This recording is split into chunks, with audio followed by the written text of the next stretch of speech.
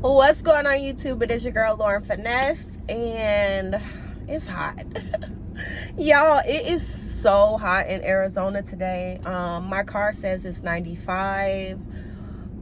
I believe the high is supposed to be 96, but this sun got it feeling like 105. It's so hot today. So if you hear my AC on in the background, please bear with me because it's hot.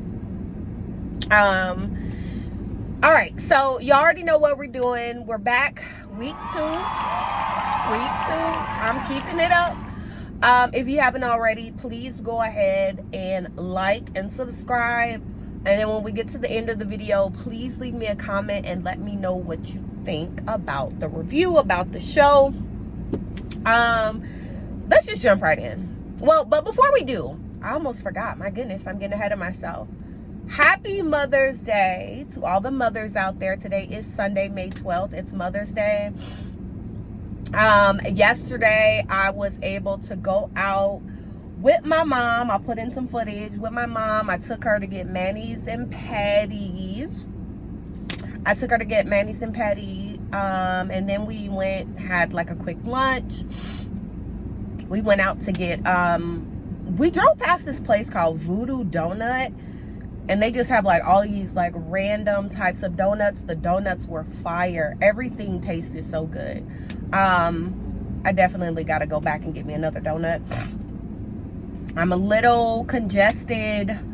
But all in all, we had a great Mother's Day yesterday because we knew today was going to be hectic.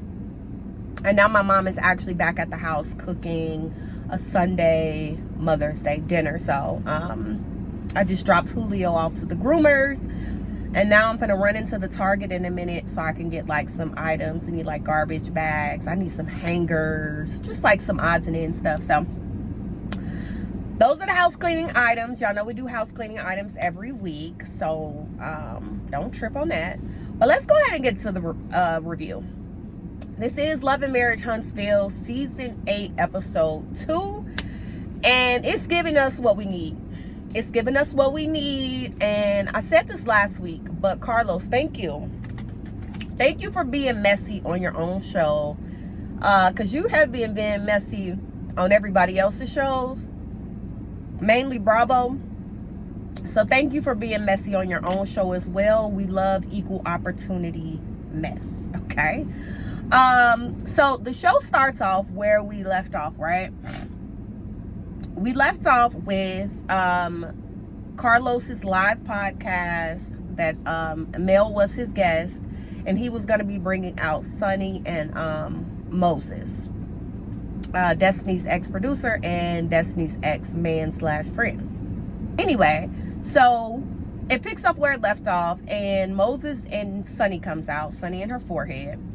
And they're basically explaining what happened. I'm really glad that Carlos didn't shy away from the hard questions. I'm glad he was asking, like, you know, this was Destiny's man. How did y'all end up together? What was the timeline? What was the turnaround time? Because that's what we want to know. We don't want to know a bunch of bull. We want to know when y'all met, how y'all met, how did this happen? So they basically said that, you know, they had met at like a funeral or some type of family function. I guess they have related people in their family. They're not cousins. I know Destiny wants to push that narrative, but I don't believe that they're cousins. They just have, you know, some family connections. And they ended up, I guess, exchanging numbers sometime after that. And then they end up dating in August. So let them tell it. Him and Destiny kind of fizzled out in January. Like I think they said like January 6th or something, and then they seen each other January 12th, and then they bumped into each other again in July, exchanged numbers in July, and then in August they started dating. So that's the timeline. Basically, it was about 7 or 8 months from the time him and Destiny broke up to him and Sonny starting to date. Now, let me say this. I think it is shady because Destiny is saying she was telling She was telling Sunny her business about Moses. I believe that. But I also don't think that Destiny and Sunny were BFFs. I don't believe that. Like, they had a working relationship. And for the show, Destiny was telling her some of her business, because Destiny don't even tell her business on the show. Destiny does not tell her own business on the show. So a part of me believes that she was probably telling enough of her business to Sunny, but she wasn't telling Sunny all her business. Like, Sunny was not her diary. I refuse to believe that. So I'm not gonna say that they were BFFs and that Sunny was wrong in that respect, but y'all had a working relationship, and now you're married to her ex-boyfriend. Y'all gonna kill me for that, but I don't think that Sunny had that much of an obligation to Destiny. They didn't grow up together. They were not BFFs outside of the show. They weren't BFFs on the show, or behind the scenes rather. So there wasn't a lot of allegiance that she owed her. What she owed her was an explanation and a conversation, and it sounds like Sunny did that. Sunny said, I reached out to Destiny as things started to get serious with me and Moses. I reached out to her to let her know what was going on. I asked her to call me. She texted me and was like, what's up? She didn't want to talk to me. So it looks like she did provide the level of effort that should be expected. But the fact that I believe that Destiny was being cold and nasty in response, as you know, as she should. Her feelings are valid for that. But I do think Sunny did what she was supposed to do, and if Destiny wasn't receptive to that, it is what it is. Destiny, now mind you, what I loved was Mel was also on the stage, and Mel was not being fake. Mel was like, okay, this is shady, y'all look shady, and Mel was calling it out. Meanwhile, Destiny and Tisha last week talking shit about Mel. Oh, I'm not going to the live podcast, and the millimeters, they middle-aged, da da da. Look at how Destiny and Tisha are talking shit behind Mel's back, and Mel is on camera with none of that energy. Mel is not being nasty or none of that to them, with none of that energy that they have for her. And it just shows like Mel is a real girl. She's a real woman. And Destiny and Tisha are just like miserable. Honestly, they really are. Especially Destiny. It just recently also came out that Destiny is now friends with Coleslaw. Again, you saw what Mel's energy was towards Sunny and Moses. Y'all ain't right. Y'all know y'all ain't right. If Destiny was going to be friends with Coleslaw, she could have been friends with her. If it's, oh, she's family. She could have been friends with her. Martell been messing with that girl for a very long time. So Destiny wanting to be friends with Coleslaw now is very conniving, and it's very underhanded to me. Y'all may see it differently, like, oh, well, time has passed by, and, you know, she might as well get used to this girl. But for me, it's given very much, I like this girl because I want to make Mel upset. Anyway, so they're on the stage. Moses gives his piece.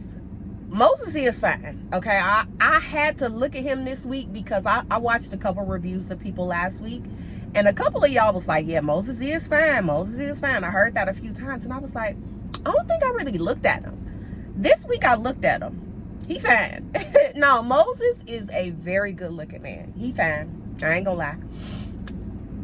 But most of that heat should be on him as well, because he was the one that actually did have allegiance to Destiny. He was the one that did owe explanations to Destiny. Not as much as Sunny, in my opinion. Like, he was the one that owed Destiny all of that. So please have the heat for him. Please have the heat for him, because it looks like Destiny is going to sit down with Moses, I think, next week or sometime this season. But I don't think she has any energy for Sunny. And it always happens that way. You're like, y'all hate the woman who don't owe y'all really nothing more than y'all hate the man that did have an obligation to you. Okay, so anyway,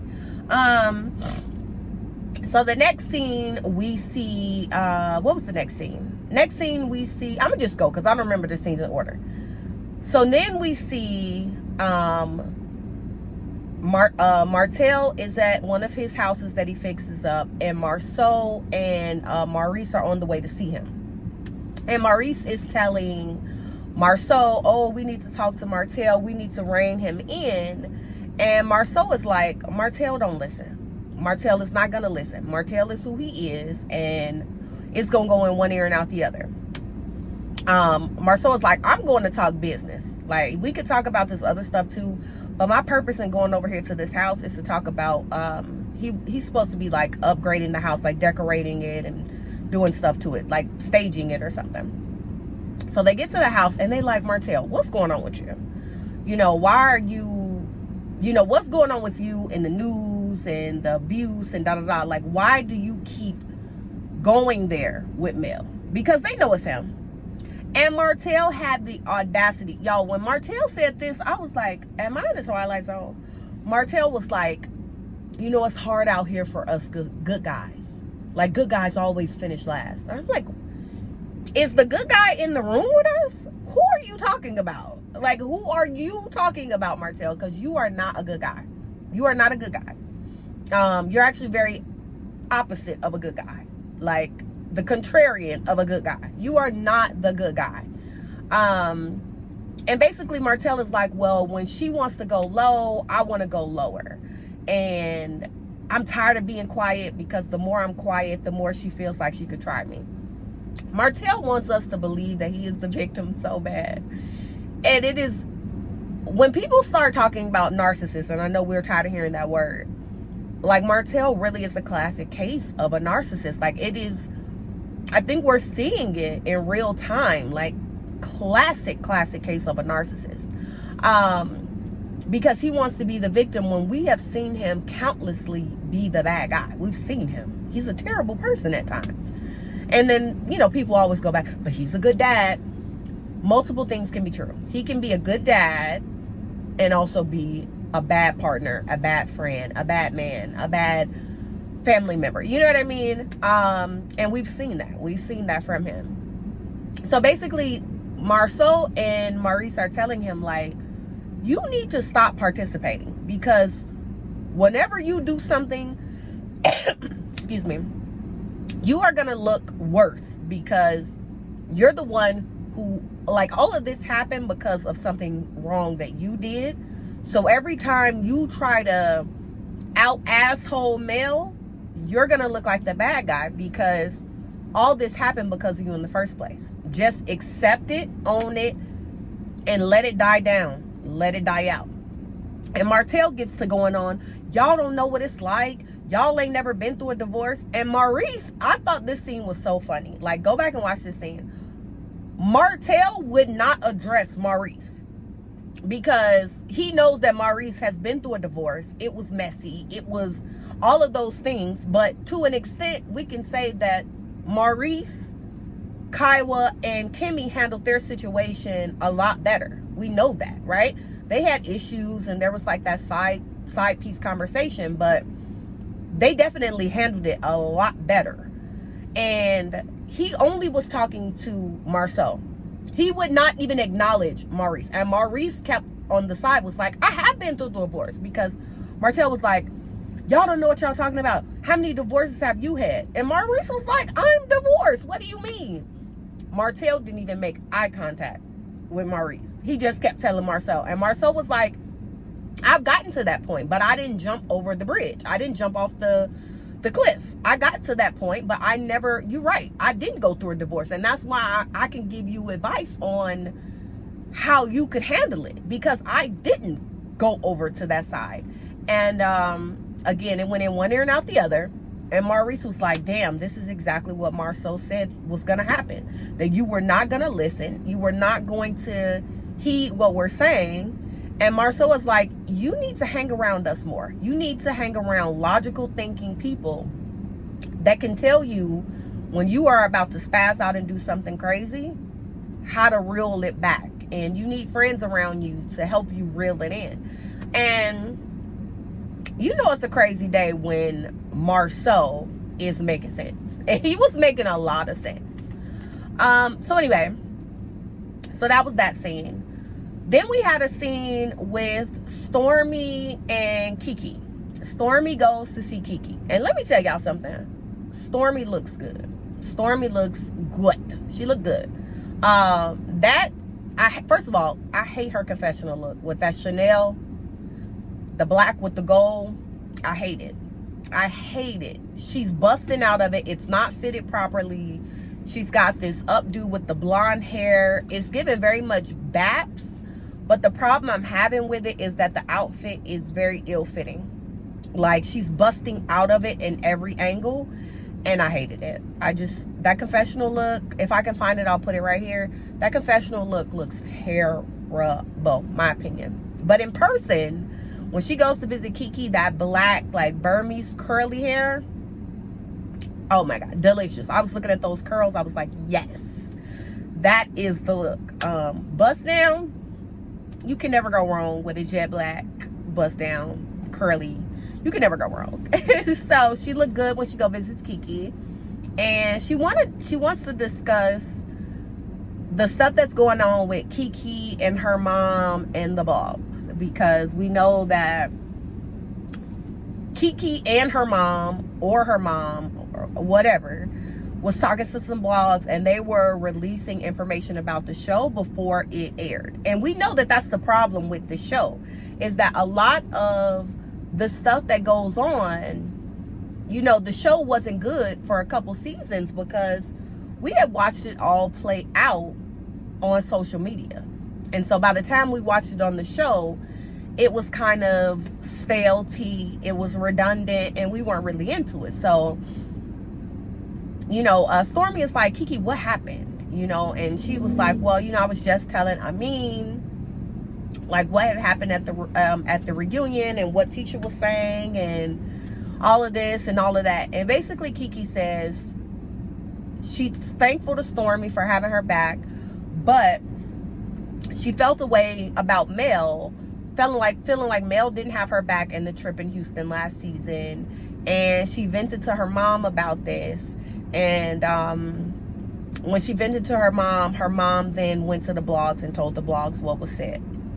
And Stormy is like, but Kiki, you know, you're saying that that's what happened, but we don't believe it. We think you were talking to the blogs. We think you leaked stuff to the blogs, whether it was because it was malicious, you were being messy, you wanted attention, whatever it was.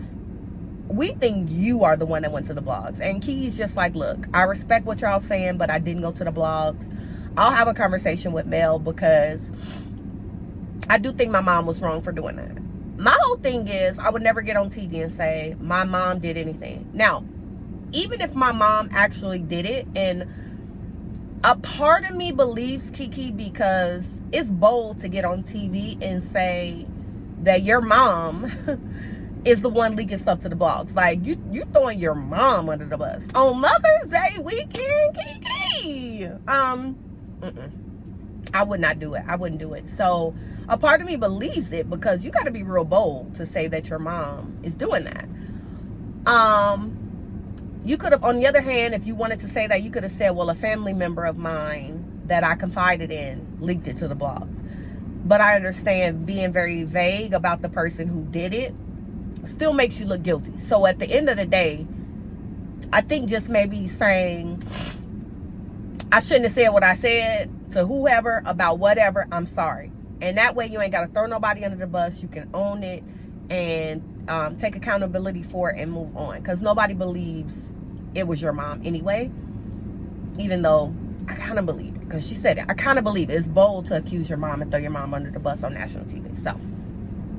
So anyway, that was that scene. So then we get a scene with Kimmy and Tisha meeting up with Sunny and her forehead. Baby, Sunny forehead just be...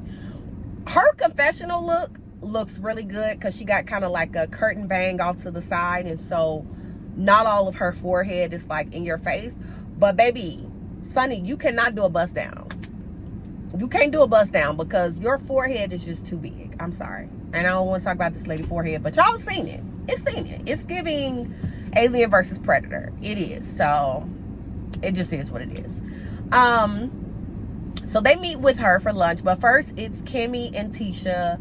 And Tisha's telling us about how Marceau took her and the family to Africa. And why she say, and then we went to a town called Johannesburg. It's like, Tisha, she was saying it like we didn't know what or where Johannesburg was. It's like, Tisha, I feel like you don't know.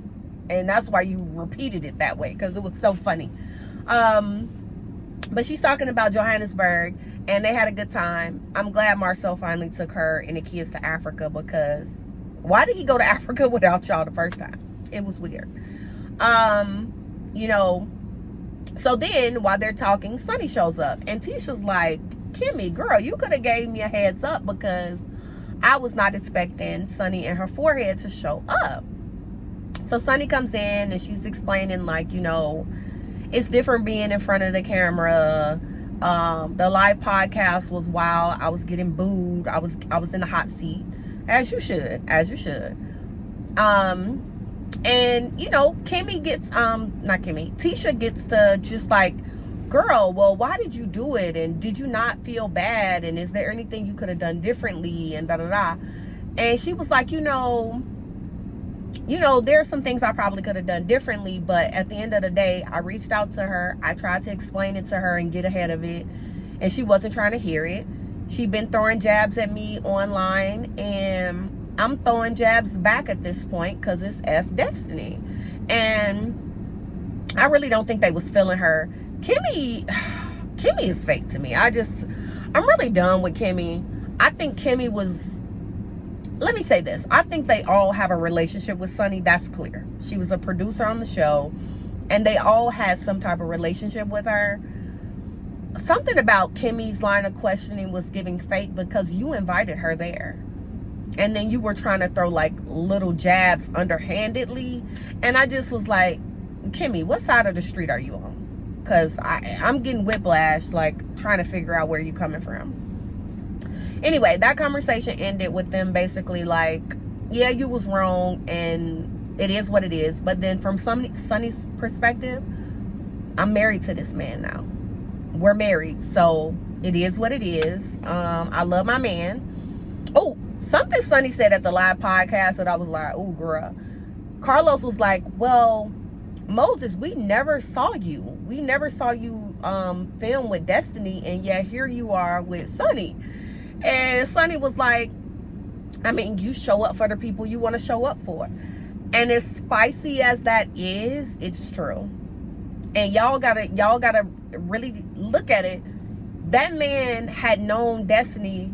They had grew up together, right? So they had this rapport that went past just like, oh, we're just in a relationship. They were like friends as kids. And to Sonny's point, you show up who you want to show up for. That man showed up for Sonny. That man showed up for Sonny, and he married Sonny. So we got to stop looking at it like Moses and Destiny were in this like deep, deep love affair, because it's not giving that. It's not giving that. The fact that he met Sonny and married Sonny so quickly, and he didn't even show up on the show with Destiny and film with Destiny on the show, because I think we only seen him on FaceTime. And whenever she was going out of town to visit him, the cameras did not go with her. Like, if I'm wrong, point it out. But I don't recall the cameras ever going with her when she went out of town. And I do think that some of that is because Destiny didn't want to put her business on TV. So that's, you know, that's a whole nother thing. That's why I don't think she was telling Sonny all her business, because Destiny comes off as a private person. So anyway, then we get this scene with Mel practicing. Y'all, Melody Cherie, that song Nobody's Business is a hit. I don't care what nobody say.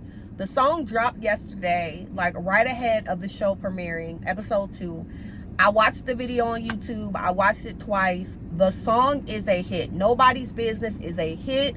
Mel is singing You know, she's not Aretha Franklin. She's not belting out notes. But the girl can hold the tune, and it sounds good. I love the beat. I love the video. Like, the treatment of the video. Everything was A1 in that video. And the song is a hit. Shout out to Mel. Mel said, I'm not finna play with y'all, and y'all are not finna play with me. You finna play with yourself, okay? So Mel is in, she's at rehearsal for the song. I guess she's gonna go like on a mini tour. If she's about to be under like the Candace Dillard Act, I'm not mad. Get you a 20 city tour where you're like performing at, you know, maybe clubs and wineries and, you know, smaller venues. Please go and do it, girl. Like, that song is a hit. It is undeniable. That song is a hit, and I hope it charts. I hope it does well, because I really like it. So anyway, she's with the performers. They're practicing a routine for something coming up. If they said it, I missed it. And Kiki shows up. So now her and Kiki got to talk about, you know, what's going on with them. And basically, Kiki has the same energy that she had for Stormy. It's like, you know, I told my mom spilled it to the blogs, and I'm sorry. And, you know, Mel had very valid points. Mel was like, listen, I caught a lot of heat protecting you and being your friend. And she did, because y'all were saying how Mel was so fake and why you hanging out with Tisha cousin. And they kept telling y'all, we had a relationship outside of Tisha. I knew Kiki for a very long time outside of Tisha. I like, you know, they kept saying that. And so Mel was like, at this point, like, this show is one of my checks. I have children to take care of. And if this show doesn't do well and something happens where I am losing a check, that's a problem for me. And if you are someone who is a factor with me potentially losing a check, I can't have you in my life. And with everything that I've been through and everything I've gone through, I can't have you in my life. It is what it is. I'm trying to elevate. My circle has to get smaller. I don't trust you. And it just is what it is. I wish you the best. I don't have no heat for you. I don't have no smoke for you. But I also don't have no energy for you. So I wish you the best and good luck on your journey. And I was here for it. I don't know about y'all, but I was here for her sentiments towards Kiki. Because whether it was you or your mama, it's giving, girl, you messy. It's giving messy. And I already knew you was messy. You talking about you don't want the mess, but you threw a drink in your cousin's face. And even then, I kind of stood up for you and was telling Nell, yeah, bring her on to the vacation in Houston. You know, ask Nell if you can come. And you still showed up, and you felt like I was against you. Like, how? So I don't got time for it. I don't have energy for it. And it is what it is. And Kiki took it. Kiki was like, you know what? You right. I don't have no rebuttal to what happened, because you're exactly right. I was in the wrong. I shouldn't have said what I said. It was messy. And I respect how you feel. And she, you know, Kiki, and I love that Kiki absolutely took accountability and was like, I messed up. And so shout out to Kiki for at least doing that, because she didn't run from it. And she said, you know, I done prayed about it and I done made peace with it. I know it was a messed up situation, but I respect how you feel. And it is what it is. You don't want to be my friend. We don't have to have dealings. It is what it is. And I think that was a very mature and adult way for Kiki to receive what Mel was saying. And I think that Mel did a good job in explaining where she was coming from. Like, Mel gave her a lot of explanations that she didn't have to. But she delivered the news, you know, as you would to someone who that you considered a friend previously. Like, I can't, what you're doing is messy, and I'm not in a space where I can be around that. So that's where the show ended. Next week looked good. I can't wait for Mel to talk to Nell when Nell was like, I don't agree with Martell going to jail. And Mel saying, well, I wasn't going to let a video of myself be on the internet for my children to see. And if that don't resonate with nobody else, if you're a mom, you don't even have to be a mom. If you plan on having kids, put that in your mind. Do you want your children to see you in a compromising position on the internet? No, nobody does. And so Mel did what she did. And we'll get into it next week, because I was about to get into it, y'all. I'm about to get into it. But that was this week's episode. Now y'all get in the comments and please leave me a comment. Did y'all watch the show? What did y'all think about Sunny? What do y'all think about how Mel talked to Kiki about letting her down as a friend? What do y'all think about Tisha and Kimmy's meeting with Sunny? What do y'all think about Moses? Is he fine? Because he fine. I don't know. Look, the poll is in. He is 100% fine. I'm sorry. He is. What do y'all think about Martell calling himself a good guy? Was anybody else, like, my brain exploded when he said that. I was just like, what? Martell, you're not the good guy. All right, guys. So yes, please go ahead, like, comment, and subscribe.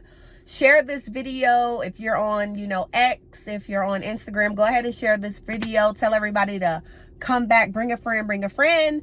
And I will see you guys next week. I'm about to go ahead, run in here into this Target and finish my day. And yeah, I hope everyone enjoys their Mother's Day.